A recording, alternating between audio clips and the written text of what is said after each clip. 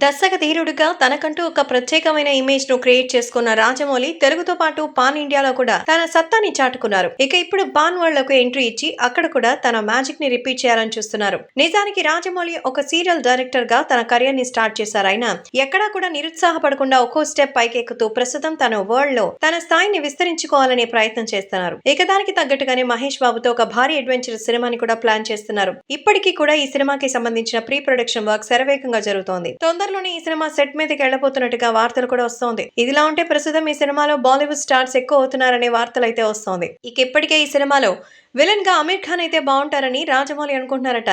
Recent గా రాజమౌళి అమీర్ ఖాన్ ను కలిసి ఆయనకి కథ కూడా చెప్పినట్టు వార్తలు అయితే వస్తోంది. విలన్ పాత్రలో అమీర్ ఖాన్ ని తీసుకుంటే సెకండ్ హీరోయిన్ పాత్రలో దీపికా పదుకునే తీసుకునే అవకాశాలున్నాయి. ఎందుకంటే ఆమె ఈ సినిమాలో ఒక కన్నింగ్ పాత్రలో నటించబోతున్నట్టుగా తెలుస్తోంది. ఆ పాత్ర సినిమా మొత్తం కంటిన్యూ అవుతుందట. ఇప్పటిదాకా వరుసగా రొటీన్ హీరోయిన్ క్యారెక్టర్స్ చేస్తూ వస్తున్న దీపిక ఇదొక డిఫరెంట్ అటెంప్ట్ అవుతుందని ఆమె సన్నిహిత వర్గాలు కూడా తెలియజేస్తున్నారు. ఇప్పటికే రాజమౌళి ఆమెను కూడా కలిసి కథ చెప్పి ఒప్పించినట్టుగా తెలుస్తోంది.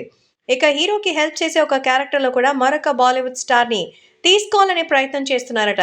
ఇలా చూస్తూ వెళ్తే ఒక హీరో తప్ప మొత్తం బాలీవుడ్ వాళ్ళే కనిపిస్తున్నారని తెలుగు అభిమానులు ఫీల్ అవుతున్నారు.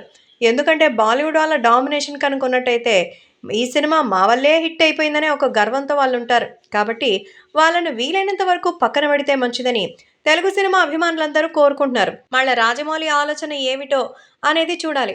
ఎందుకంటే నిజంగానే ఇప్పుడు జరుగుతున్నటువంటి ఈ విషయం చూస్తున్నట్టయితే ఖచ్చితంగా రాజమౌళి ఇప్పటి వరకు చేసినటువంటి సినిమాలన్నిట్లోనూ అన్ని ఇండస్ట్రీస్‌కి చెందిన తెలుగు, తమిళ్, కన్నడ, మలయాళం అందరినీ కూడా ఎత్తేసుకుంటూ ఉంటారు తన సినిమాల్లోకి. కానీ ఈ సినిమాలో బాలీవుడ్ మీద ఎక్కువ దృష్టి పెట్టారు. అసలే బాలీవుడోళ్ళు మన తెలుగోళ్ళ వల్ల పక్కన పెట్టేశారు ఆడియన్స్. బాలీవుడ్ జనాలు సైతం తెలుగు సినిమా హీరోలని నెత్తిన పెట్టుకుంటున్నారు. మరి అలాంటప్పుడు బాలీవుడోళ్ళని మొత్తం సినిమాలంతా నింపేయాల్సిన అవసరం లేదు కదా! కాబట్టి జక్కన్నకి ఆ మాత్రం లాజిక్ కూడా తెలీదంటారా? ఇవంతా కలిసి ఏదో గాసిపుల్లాగా వస్తున్నాయి కానీ నిజానిజాలు ఏంటనేది జక్కన్న చెప్తారులే.